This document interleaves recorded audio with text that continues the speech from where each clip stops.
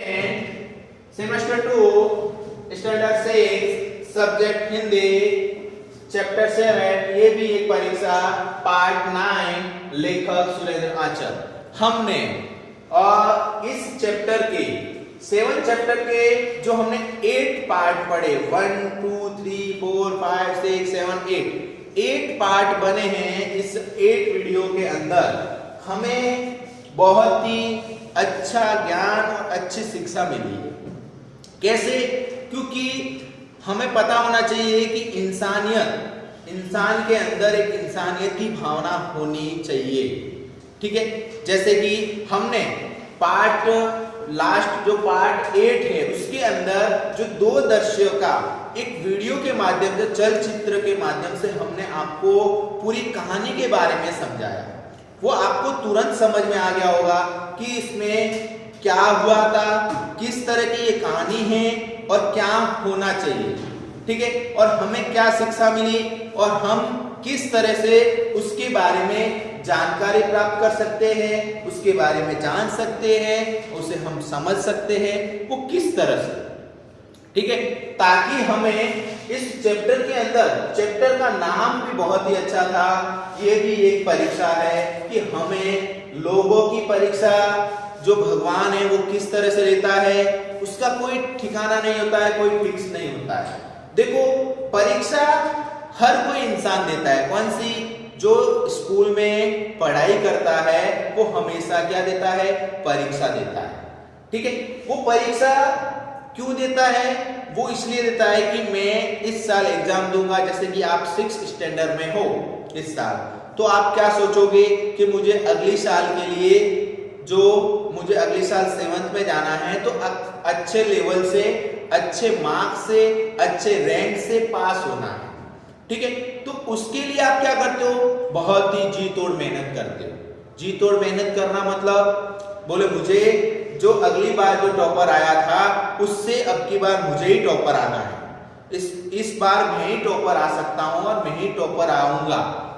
ऐसा क्या है? ऐसा हम सोचते हैं कि मुझे कुछ करना है, अच्छे से अच्छे पढ़ना है। वो कब हो सकता है? जब मन के अंदर एकाग्रता, लक्ष्य और उस मंजिल तक अपने को पहुंचना है तो उस मंजिल को तय करना होगा कि मुझे रास्ते में किसी भी प्रकार की कोई कठिनाई आती है वो नहीं आनी चाहिए। किसी भी प्रकार की कोई कठिनाई आती है वो हमें एक आपको पता है कि भगवान जो है बहुत ही अलग रूप से, तरह तरह के रूप से कहीं भी आके हमारी परीक्षा ले सकता है। लेकिन मैंने क्या बोला कि आप बोलते हो कि मुझे अब की बार फर्स्ट रैंक कराना है, तो किस तरह से? अपना लक्ष्य होना चाहिए, एकाग्रता, लक्ष्य के साथ अपनी जो मंजिल जो तय है उसको किस तरह से पार करनी है कि हमें पता होना चाहिए कि हमारे रास्ते में क्या क्या कमजोरी है उसको दूर करना पड़ेगा। और वो कमजोरी दूर कैसे कर सकते हो? जब हमारा लक्ष्य तय होता है, जब हमारा एकाग्रता के साथ हमारा मन एक ही जगह स्थिर होता है, तब जाके आप उसी मंजिल पर पहुंच सकते हो और उसी मंजिल को हासिल भी कर सकते हो। तो हमने इस चैप्टर में आपको और मुझे भी बहुत ही अच्छी बात सीखने को मिली कि हमें हमेशा ऐसा नहीं समझना है कि आई एम समथिंग, कि नहीं मैं ही हूं जो सब कुछ हूं। नहीं, हमें वो भी समझना है कि हमें एक दूसरे की मदद कैसे करनी है और हमें एक दूसरे के साथ किस तरह से जीवन जीना है और एक दूसरे के सपोर्ट से, एक दूसरे के आधार पे अपना काम किस तरह से होता है। तो ये जो चैप्टर था ये भी परीक्षा है जो कि हमने फर्स्ट दर्शे के अंदर, जो प्रथम दर्शे था उसके अंदर हमने वही पढ़ा था कि 3 बालक होते हैं, स्कूल के विद्यार्थी होते हैं। उसमें पहला जो विद्यार्थी होता है वो क्या करता है कि स्कूल जाता है तो वो पैदल जाता होता है, तो वहां पे एक भिखारी बैठा होता है तो उसके पास क्या मांगता है? भीख मांगता है। लेकिन जो पहला विद्यार्थी है वो क्या कहता है कि मेरे पास तो मतलब पैसे नहीं है। वो जेब में हाथ डालता है, फिर देखता है कि उसके पास जो उसकी मूवी, जो पिक्चर की टिकट जो थी उसके अंदर भी उसको वो खरीदना था, उसके अंदर भी उसके अठन्नी कम पड़ रही, तो वो भिखारी को बोल रहा है कि मेरी जो पिक्चर की टिकट है उसमें अठन्नी कम पड़ रही है, तो तू मुझे देगा क्या? लेकिन उसे कुछ नहीं देता है, उसे डांट मतलब ऐसा बोलकर वो चला जाता है। फिर दूसरा लड़का जो आता है कि एग्जाम जब होती है अपनी, तो हम भी क्या होते हैं, टेंशन में होते हैं कि फटाफट जावे एग्जाम देवे, पेपर लिखे, कितना मार्क्स आएगा क्या है, ऐसा हम भी सोचते हैं। तो वो दूसरा लड़का है, वो साइकिल लेके आता है, बहुत ही स्पीड से चलता होता है, तो उस भिखारी को नहीं देखता है और उसको मतलब टक्कर मार के गिरा देता है, तो गिर जाता है।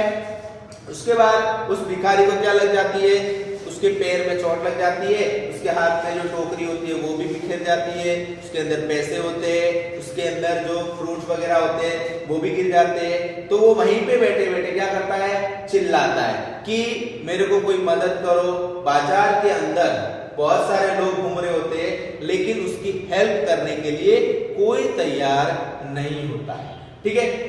फिर क्या होता है, उसी जगह पे एक उसी स्कूल का तीसरा विद्यार्थी वहां पे आता है और वह उस बुड्ढे बाबा को देखता है कि गिरा है, उसके पांव में लगा हुआ है, चोट लगी है, बहुत सारा खून बह रहा है और वो मदद करने के लिए उसको बोल रहा है कि मैं आपकी हेल्प कर रहा हूँ। उसकी हेल्प करता है कि उसके ब्लड ज्यादा बहने से उसको उस बुड्ढे बाबा को उठा करके एक किनारे पे जो मतलब सड़क के फुटपाथ पे वहां पे बिठा देता है और उसको बोलते हैं कि आपके पैर में तो ज्यादा चोट लगी है, तो ज्यादा ब्लड बह रहा है, ठीक है। दूसरी बात आपको कि आप तो चल भी नहीं सकोगे, अब क्या करोगे? तो उसकी जो सामान बिखरा हुआ था, जो टोकरी थी, जो कटोरी थी, उसको मतलब उसके अंदर कुछ 7 रुपए थे, वो भी उसके उधर उधर से लाके उठा करके उसके कटोरी में डाल देता है।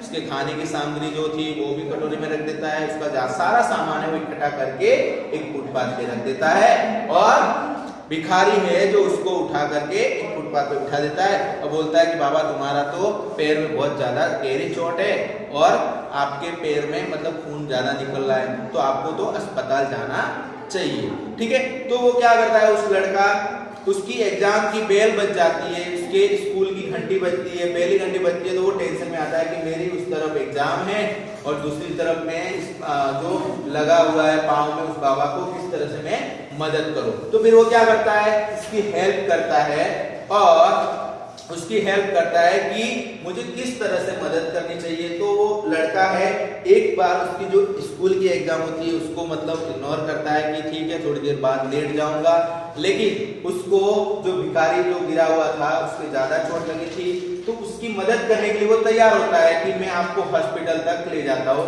फिर वहां उसको अस्पताल तक लेके जाता है, हॉस्पिटल तक उसकी मलहम पट्टी सब कुछ करवाता है, फिर उसको अच्छे से करवाता है। तो वो बाबा है जो उसको आशीर्वाद देता है कि बेटा आपकी आज एग्जाम है, तो आपको हमेशा आप क्या रहोगे, मतलब आप मेरा आशीर्वाद वो आपके साथ रहेगा। तो उतने में लेट हो जाता है, तो प्रधानाध्यापक जी उनके घर पे फोन करते हैं, फिर वो देवेंद्र वहां स्कूल में पहुंच जाता है, फिर उसको देवेंद्र जो सारी घटनाएं हैं वो उसे बता देता है। ये मैंने आपको चलचित्र का जो वीडियो भेजा है उसमें भी आपको ये कहानी है पूरी समझ में आ जाएगी, ठीक है। तो अब हम क्या करेंगे, पार्ट 9 के अंदर जो सबसे पहले उसके अंदर चैप्टर 7 के ये भी एक परीक्षा है, क्या पढ़ेंगे, शब्दार्थ।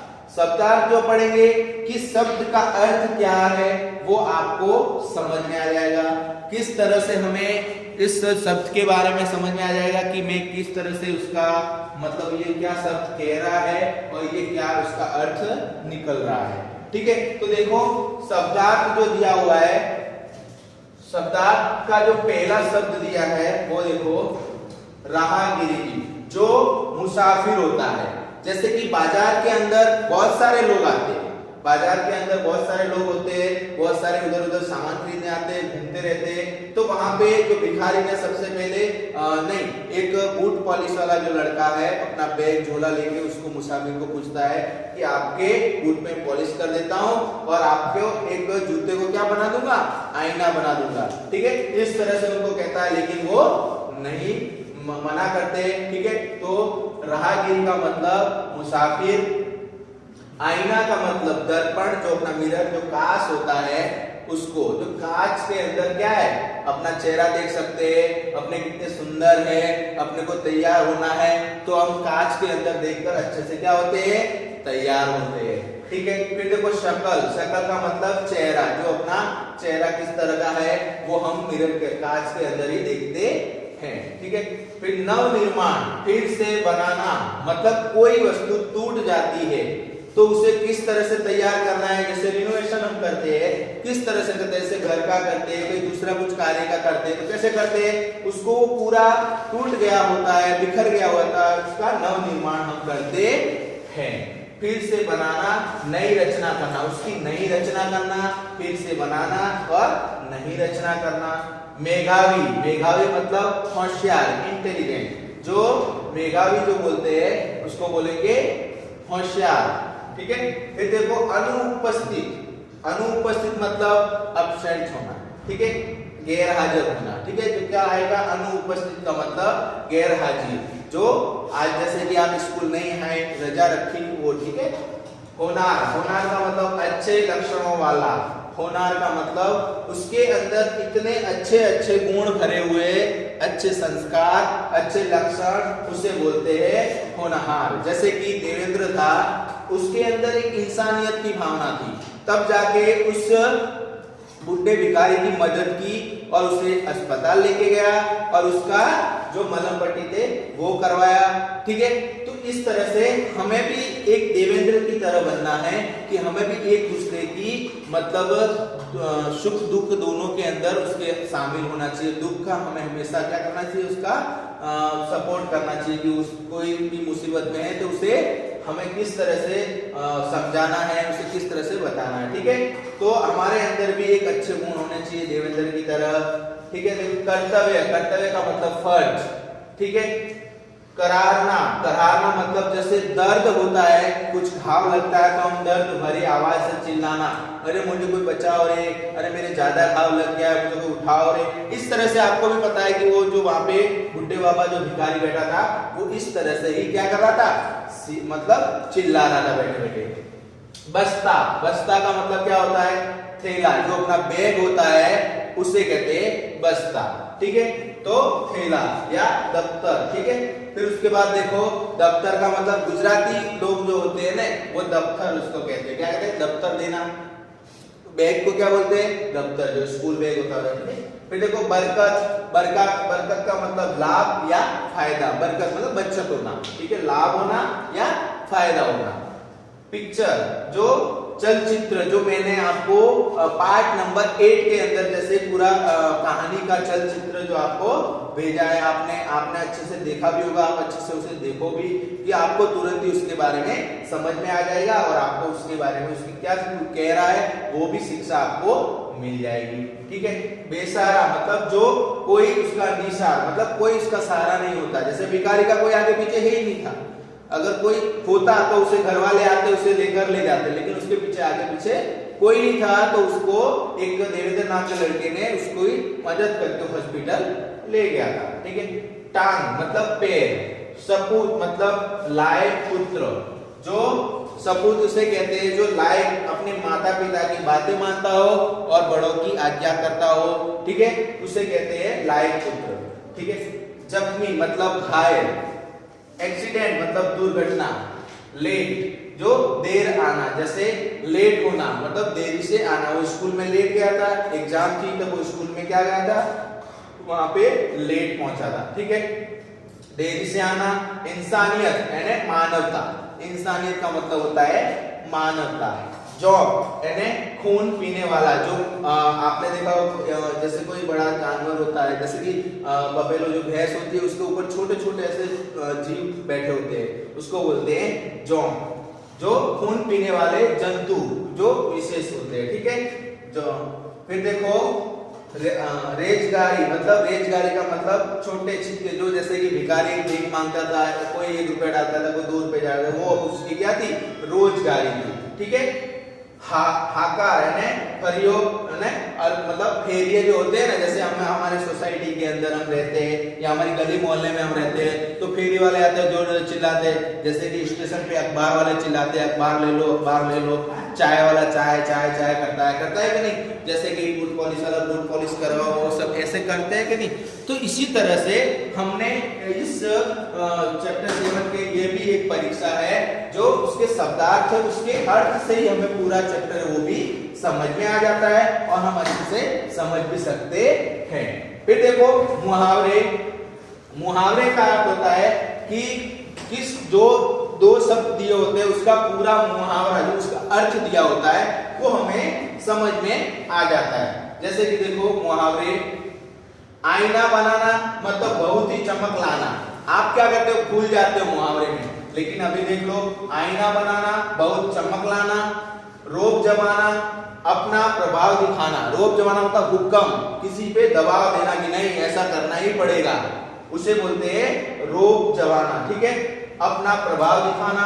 नाक में दम करना, परेशान करके रखना, उसे नाक में दम करना मतलब हमेशा क्या करना, उसे नाक में दम करके रखना कि नहीं मुझे ये करना है, हमेशा परेशान करते रहना। तो हमने चैप्टर 7 ये भी एक परीक्षा पार्ट 9 के अंदर शब्दार्थ के बारे में और चैप्टर के बारे में कुछ एक्सप्लेन किया, अच्छे से समझा और मुहावरे भी अच्छे से हमने समझे। तो हम क्या करेंगे, पार्ट 10 के अंदर नेक्स्ट वीडियो के अंदर हम अभ्यास और स्वाध्याय के क्वेश्चन आंसर अच्छे से पढ़ेंगे। ठीक है बेटा, तब तक आप जब पार्ट 9 अच्छे से समझेंगे, अच्छे से पढ़ोगे और चैप्टर भी अच्छे से पढ़ोगे और आपको टेक्स्ट बुक के आधार पर भी अच्छे से समझना रहेगा। ठीक है बेटा, तो तब तक आप पार्ट 9 देखते रहिए और अच्छे से वीडियो को समझते रहिए। Thank you.